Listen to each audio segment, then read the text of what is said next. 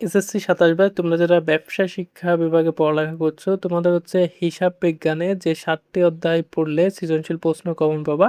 তোমাদের হিসাব বিজ্ঞানে কিন্তু প্রতিটা অধ্যায় গুরুত্বপূর্ণ। এখানে যে অধ্যায়গুলো দেওয়া রয়েছে সেই অধ্যায়গুলো সব জায়গা থেকে হচ্ছে মোটামুটি প্রশ্ন হয়ে থাকে। তো আমাদের হচ্ছে বিগত বছরগুলোতে যে বোর্ড পরীক্ষা হয়েছিল সেই বোর্ড পরীক্ষার প্রশ্নর বিশ্লেষণের মাধ্যমে আমরা কয়েকটি অধ্যায় এখান থেকে সিলেক্ট করেছি।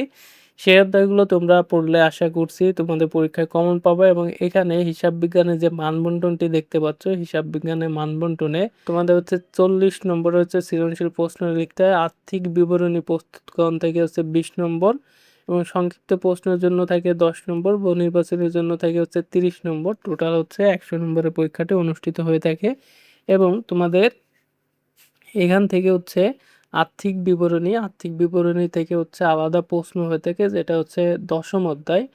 যে ১০ম অধ্যায় এখানে 0 দেয়া আছে তার মানে এখানে 0 নয়। ১০ম অধ্যায় হচ্ছে তোমাদের আর্থিক বিবরণীর যে অধ্যায়টা এখান থেকে আলাদাভাবে ২০ নম্বর থাকে এবং এই অধ্যায়টা হচ্ছে খুবই গুরুত্বপূর্ণ একটা অধ্যায়। তো তোমরা এখান থেকে যে অধ্যায়গুলো পড়বে তার ভিতর দেখতে পাচ্ছ ২য় অধ্যায়টা তোমাদের জন্য খুবই গুরুত্বপূর্ণ। তবে ১ম অধ্যায়টা টোটালি গুরুত্বপূর্ণ নয়। এখান থেকে তোমাদের হচ্ছে হিসাব বিজ্ঞানের পরিচিতি যে অধ্যায়টা রয়েছে, এ অধ্যায় থেকে কোনো প্রশ্নই করা হয় না। ২য় অধ্যায়, ৩য় অধ্যায়, ৪র্থ, ৫ম, ৬ষ্ঠ সব অধ্যায় থেকে মোটামুটি পরীক্ষায় দেখো প্রশ্ন আসছে কম বেশি করে। এখানে ২য় অধ্যায় থেকে ৭৯টা, ৩য় অধ্যায় থেকে ৮৯টা, ৪র্থ অধ্যায় থেকে ৫৯টা, পঞ্চম অধ্যায় থেকে আসছে ৬৩টা, ষষ্ঠ অধ্যায় থেকে ৬৫টা, সপ্তম অধ্যায় থেকে সবথেকে বেশি প্রশ্ন আসে। সপ্তম অধ্যায়টা তোমাদের হচ্ছে খতিয়ান নিয়ে, এটা ১৪৩টা প্রশ্ন আসছে এবং অষ্টম অধ্যায় থেকে আসছে ৭২টা, নবম অধ্যায় থেকে আসছে ৬০টা, আর দশম অধ্যায় তোমাদেরকে তো বললাম এখানে 0 দেওয়া হয়েছে। দশম অধ্যায় থেকে তোমাদের হচ্ছে ছক কাটতে হয়। দশম অধ্যায়ে তোমাদের আর্থিক বিবরণী প্রস্তুত করতে হয়। দশম অধ্যায়ে হচ্ছে আর্থিক বিবরণী নিয়ে ১১ অধ্যায় থেকে আসছে কয়টা? ১১ অধ্যায় থেকে ৫৮টা এবং ১২ অধ্যায় থেকে ৬০টা। তোমাদের এই যে পরীক্ষার সিকিউ প্রশ্নের সংখ্যা এখানে প্রতিটা অধ্যায়ে দেখো গ্রাফ কিন্তু সমান, অর্থাৎ প্রতিটা অধ্যায় থেকে কম বেশি তোমাদের পরীক্ষায় প্রশ্ন হয়ে থাকে। তো এর ভেতর থেকে তোমাদের তারপরও সবগুলো অধ্যায় না পড়ে তোমরা হচ্ছে বেশি গুরুত্বপূর্ণ যে অধ্যায়গুলো ২, ৩, ৫, ৭, ৮, ৯, ১২ এবং ১০, তো তোমরা ১০ অধ্যায়টা থেকে ২০ নম্বর আসে, যেটা বারবার বলছি ১০ অধ্যায় থেকে ২০ নম্বরে এখানে হচ্ছে তোমাদের প্রশ্নে উল্লেখ রয়েছে আর্থিক বিবরণী প্রস্তুতকরণ ২০ নম্বরের। এবং তোমাদের আরও একটি গুরুত্বপূর্ণ অধ্যায় রয়েছে যেটা হচ্ছে সপ্তম অধ্যায় থেকে তোমাদের বারবার প্রশ্ন হয়। তো সপ্তম এবং দশম এই দুটো অধ্যায় কিন্তু খুবই গুরুত্বপূর্ণ এবং এর ভিতরে হচ্ছে তৃতীয় অধ্যায়, দ্বিতীয় অধ্যায় এই দুটো অধ্যায় সাথে দেখতে পারো।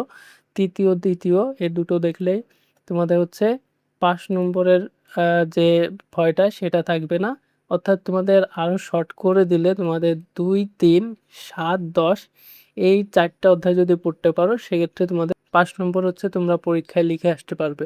কম গুরুত্বপূর্ণের ভেতর তোমাদের ৪ আর ১১ রয়েছে এবং বাদ দিবে যেটা, এক অধ্যায়টা বাদ দিতে পারো, এক অধ্যায়টা তেমন গুরুত্বপূর্ণ না।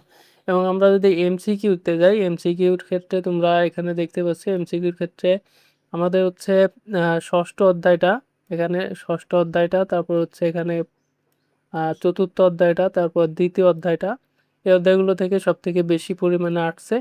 এছাড়াও এখানে সপ্তম, নবম, দশম এই কয়টা থেকেও বেশি পরিমাণে আসছে। তো তোমাদের যে এমসিকিউর ক্ষেত্রে তোমরা হচ্ছে কোনো অধ্যায় হচ্ছে বাদ দিতে পারবে না। এমসিকিউর জন্য তোমরা কোনো অধ্যায়টা বাদ দেবে না, এমসিকিউর জন্য সব অধ্যায়টা পড়বে। তবে সিকিউর জন্য আমি এই যে ৪ টা বললাম, দ্বিতীয়, তৃতীয়, সপ্তম এবং দশম, কেউ যদি পাস নিয়ে চিন্তিত থাকো সেক্ষেত্রে তোমরা এই কয়টা কভার করলে তোমাদের পাস মার্ক লিখে আসতে পারবে এবং ভালো রেজাল্টের জন্য বেশি গুরুত্বপূর্ণ যে কয়টা রয়েছে সবগুলো শেষ করতে হবে। তো এই ছিল হচ্ছে আমাদের হিসাব বিজ্ঞানের অধ্যায়ভিত্তিক যে সাজেশন, সেই সাজেশনটি। তো আজকে ভিডিওটা এখানে শেষ করছি। ভিডিওটি ভালো লাগলে অবশ্যই একটা লাইক দিবে এবং শিক্ষা সংক্রান্ত সকল তথ্য পাওয়ার জন্য আমাদের চ্যানেলটি সাবস্ক্রাইব করে রাখবে।